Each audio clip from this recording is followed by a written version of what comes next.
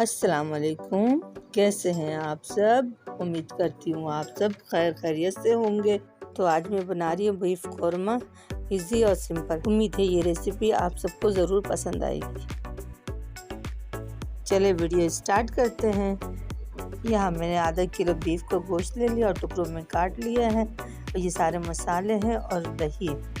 मसाले में मैंने लिया है 1 चम्मच धनिया, आधी चम्मच जीरा, आधी चम्मच हल्दी, आधी चम्मच मिर्च और आधी चम्मच से भी कम गरम मसाला और 1 चम्मच अदरक लहसुन का पेस्ट। यहाँ कढ़ाई में मैंने तेल डाली, आधी प्याज और अपने 2 बड़े साइज की प्याज काट करके इसमें ऐड कर दी।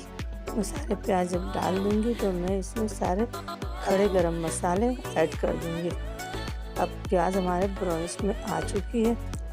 अब मैं 1 चम्मच इसमें अदरक लहसुन का पेस्ट ऐड करके इसे अच्छी तरह भूनूंगी और इसमें मैंने सारे मसाले दही में डालकर, दही ये 4 चम्मच दही है, बहुत खट्टी दही है, मैं इसमें मिक्स कर दी। अब मैं सारे मसाले और गोश्त को प्याज में डालकर अच्छी तरह भून लूँगी। मिर्ची और नमक आप अपने जायके के मुताबिक ले सकते हैं। अब मैं इसे अच्छी तरह भून लूँगी। अब भूनने के बाद इसमें 2 गिलास पानी ऐड कर दूँगी। अब मैं इसे ढकने के बाद में फिर थोड़ी देर के बाद में इसमें नमक ऐड कर दिया, आधा चम्मच से ज़्यादा।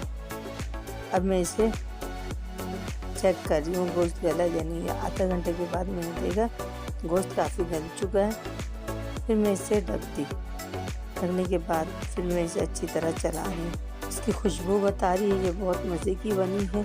अब मैं इसे अच्छी तरह मिक्स करूँगी और भूनूंगी ताकि ये अच्छी तरह मिक्स हो जाए और तेल ऊपर आ जाए।